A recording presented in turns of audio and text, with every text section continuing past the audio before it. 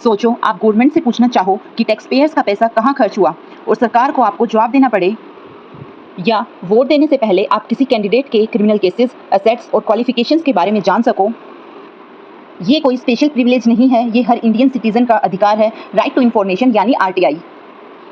RTI सिर्फ एक act नहीं बल्कि डेमोक्रेसी की बैकबोन है। ये ट्रांसपेरेंसी लाता है, करप्शन को एक्सपोज करता है और गवर्नमेंट को अकाउंटेबल बनाता है। इसी अधिकार की वजह से करप्शन एक्सपोज हुआ, गवर्नमेंट रिकॉर्ड्स पब्लिक हुए और सिटीजन्स को अपने अधिकारों की असली पावर मिली। और सबसे इंटरेस्टिंग बात, आरटीआई की फाउंडेशन सुप्रीम कोर्ट के राइट टू नो प्रिंसिपल पर बेस्ड है, जिसे फंडामेंटल राइट का हिस्सा माना गया।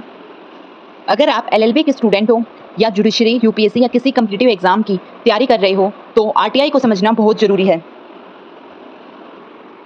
तो चलिए सिर्फ सिलेबस नहीं, आरटीआई की असली पावर को समझते हैं। बिकॉज जिस नागरिक के पास जानकारी है, असली ताकत भी उसी के पास है। Hello everyone, welcome. सोचो आप गवर्नमेंट से पूछना चाहो कि टैक्स पेयर्स का पैसा कहाँ खर्च हुआ और सरकार को आपको जवाब देना पड़े, या वोट देने से पहले आप किसी कैंडिडेट के क्रिमिनल केसेस, एसेट्स और क्वालिफिकेशंस के बारे में जान सको।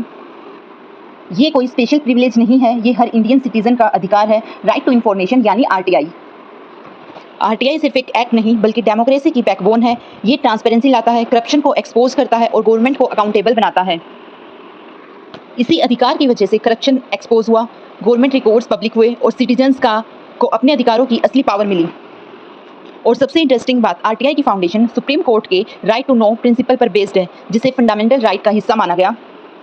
अगर आप एलएलबी के स्टूडेंट हो या जुडिशरी, यूपीएससी या किसी कम्पिटिटिव एग्जाम की तैयारी कर रहे हो तो आरटीआई को समझना बहुत जरूरी है।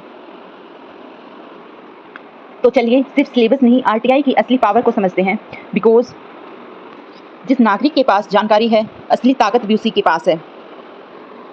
Hello everyone, welcome.